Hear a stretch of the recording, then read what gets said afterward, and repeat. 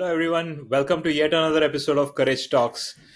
Today, in Courage Talks, I have a special guest, Divyansh Raj. Divyansh is a content marketing specialist, and he's got an upcoming beautiful product coming up. I'll let him spill the beans on the details. Welcome, Divyansh. Thank you, Hetal. Thank you so much for inviting me to this lovely and wonderful podcast, Courage Talks. So I'll give a brief about myself so that the audience understands a bit about me and we'll talk further. So my name Please. is Divyansh and I am a content marketing specialist, content creator. I've been in the content space for the last 5 years. I'm building this small product called Buzzly. It's essentially for LinkedIn Interesting. content creators. Along with that, I've been doing a lot of podcasting, just like you are doing. So getting experience from you as well. And I'm also a video creator on YouTube. So all things content.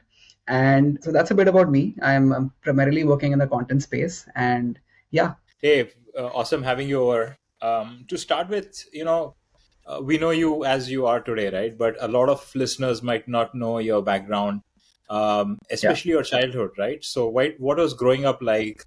कुछ मस्तियाँ करी थी, कुछ हरकतें करी थी, कुछ अच्छी बातें, कुछ बुरी बातें. Just tell us in a brief, what was Chotu Divyansh like? So childhood was crazy, absolutely, because I've been born and brought up in Delhi. So I've been a Delhi boy all through my life. And when I was growing up, I had my grandparents back then, and I definitely my parents were there. I was very close to my grandfather then because he was a very flamboyant person. He used to write poems and all. He was good at writing, and he had was not a regular sort of a job he was doing. He was doing something very different at that time, and I was very close to him then. And my schooling was also pretty decent. I went to a good school in Delhi, and I had some friends over there. But I remember my childhood. One thing which I remember very clearly is that I was very very shy in school. In a way, I did not really enjoy going to school every single day because I was so shy. I didn't want to interact with teachers, with students. I had a very small group of friends, which is still there, but a very, very small group, like two, three people from school who are very close to me. So I just remember the fact that I was so shy that, I wish I could go back and, be a little more talkative in nature and, talk to teachers and other people. So yeah, I was very shy in that sense. But because of that, I confided in very few people did, like my grandfather. And from what I also remember in my childhood is that my father was in the media industry. He still is working for the media industry, which means that he was very busy, extremely busy all the time. And he is a videographer, which means that he has to be on the field, shooting and creating those videos, which meant long working hours. And I remember that I was not able to interact as much with him that time because he was so busy working, and he followed his passion in a way. I saw that from the very beginning that he was in the media industry since 1980s, early 80s. And that time people didn't really think about doing something which is out of the box. Not even entrepreneurship was, back then it was something else altogether. So even following your passion in any sense meant a lot. And I saw that in my father, like he was following his passion in a true sense. It was not something that made him earn well. It was not paying too much, but he really enjoyed having that sense of achievement in some way, like shooting videos. That was some sort of achievement for him which he really enjoyed. He never complained about that work, and he never said I don't want to go to office or want to miss any day, because right now he's 62, 63. He's still working somewhere, and he goes there almost every single day apart from Sundays. But he's so passionate about his work, and that kind of influenced me a lot during my childhood. Oh, And one yeah. more thing which I want to point out is that he wanted me to do engineering. He wanted to push me to do some stuff which is regular, like engineering, being a doctor, a lawyer, stuff like that. He pushed me there, but he doesn't know it. It was him who inspired me to essentially follow something different, a different path altogether. And yeah, so that's a brief about my childhood. Hearing about your grandfather, now I realize content is actually in your genes. Yeah. uh, talking about family and talking about courage. Many times our own courage is derived from our family members, right? Is there any one single instance of any of your, maybe your parents or your family members, which you would like to cite? Something brief and something impactful which has stayed with you all your Yeah, life. 100%. As I said, my father was in the media. He had, witnessed lots of these events throughout history, which have impacted the country and the world in big ways. So he's been a part of. He's actually been on the field, say in riots, in some demolitions that happened throughout the country, stuff like that. He actually, recorded that in the video. And I particularly remember one instance in early 2000s. There was the Iraq war, which was happening, and nobody really understood the magnitude of the war, but a lot of people were dying everywhere, right? And my father was there in the battleground, like covering that with another person from the media Yeah. industry.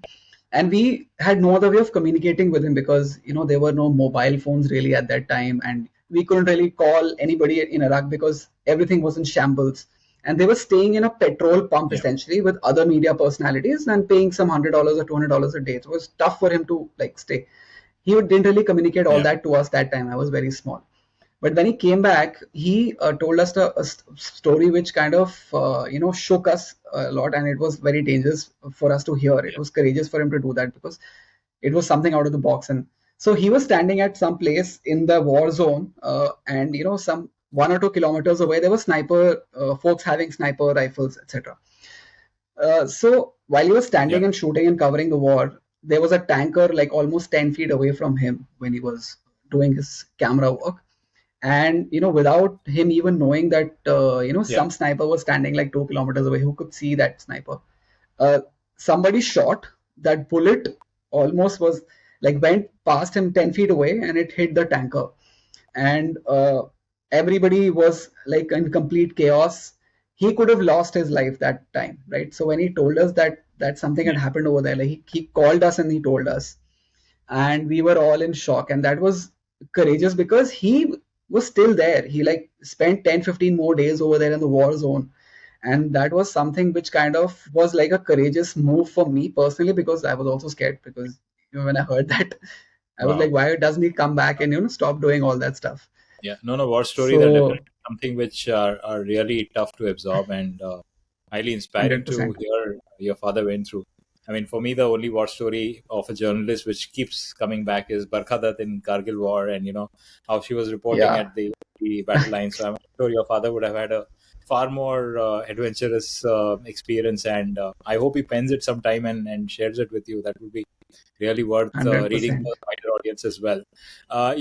Moving forward, I think in our own lives, there's a lot of risk we need to take. The more risk we take, the better we get. And I'm sure your job is fraught with risk in a very different way as well. Being a podcaster is not easy any day, right? Any instance of any hardships that you have faced yourself and you come out stronger from that?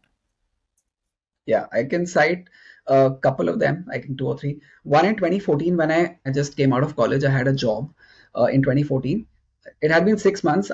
But there was a small startup which was being started by my friend. It was called fratmart.com. It was a peer-to-peer marketplace for students. I didn't think too much then, but it was a huge risk on, like, my parents were concerned, why am I taking this plunge from job to startup? That was the first risk I took in my life, and I had no backup, like no financial backing, etc., because my father was working. He didn't have too much to support me as such in terms of finances, and I didn't have a very stable job as well. So that was the first risk I took in terms of jumping from a corporate career to a startup in 2014. And as things would have it, the startup did not work out. After 6 months, I was part of Narsimunji MBA, so things just panned out automatically. That was first instance. Second is one which I recently took last year. I left my full-time job at HCL after my MBA. I left my full-time job at HCL Tech IT company, and it had been 6 years. I had been earning a stable income, as you already know. We had this discussion a couple of years ago. I finally took the plunge and now building this product. So that's another risk I've taken. It was very challenging for me this time around because I had been so used to this corporate culture where I was getting a monthly salary and etc. And I was earning in bits and pieces here and there because of content marketing. And I was very nervous as well when I left. Like a couple of months initially was very tough for me emotionally because I had to go through so much. But things have started working out well because I'm glad I took that risk. I think I was courageous enough to take that risk last year, and finally I'm doing what I really want to do and kind of moving in the path I really want to. So that's I think the second instance I Yeah. want to cite. Yeah, Every time I hear about startups and people, giving up well-paid jobs and leaving, I feel proud about them because, I didn't have the guts to do that myself when I had a full-time job. And it's always courageous. And I'm sure that all these small instances now will, at some point of time, have a far bigger value as well, right? Because timing is everything, right? I mean, you hold on to that job for a bit longer time, you might miss out on the opportunities. You're coming up with a fantastic product as well, and building a product is no easy task as well. In amidst all this, there is a lot of situations where you feel vulnerable, you feel weak, you feel distressed, and sometimes you're just trying to hold back tears, or sometimes you're not able to hold back tears as well, right? Any particular instance in your life when you felt just like crying, or you actually cried in public? So back in 2015, when I got through my MBA college in Mumbai. That was the first time I was actually moving out of Delhi, and I thought it would be a breeze, because I had never experienced that, moving out of home and staying somewhere else. But I thought Mumbai is a great city, I would adjust. But I had no relatives there, I had no friends over there. It was a completely new city with me. For me, my father came like with me to help me settle. I thought it would be okay, but then I figured, okay, it's a tough city because you have to adjust to the weather and you have to adjust to the space as well, right? In Delhi, everything is huge. In Mumbai is definitely a very different thing, and also the culture there. People are rushing all the time, right? People are very competitive as well, in terms of work, in terms of even the qualifications, and the way they behave with each other. It's very cultured, right? So that was a big culture shock for me, and that's when I felt, okay, I'm not able to adjust so easily, and that's the time I felt vulnerable and I had nobody to talk to, and I was not really candid with my parents as such. I could tell them, okay, I'm feeling very low, and that's the time when I really like broke down in my home in Mumbai, and things completely changed after that. When I broke down, emotional vulnerability kind of gave me some sort of strength to just go on, and then I started loving the city. Like, I don't know how the transformation happened, but that one incident changed everything for me. Then I started loving Bombay, and I think still the best city for me, even to settle and go. So that's one instance where I think vulnerability kind of helped me in positive way. Yeah, going far and going away always has its own challenges. I remember when I left home for the first time for my engineering, my mother was in tears.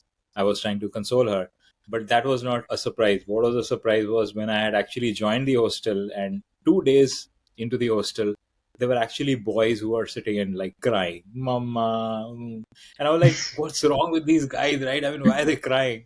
Of course, it took me 2 decades to realize that crying is so normal, and it's okay if men Yeah, cry, right? It's just being human 100%. is that aspect as well.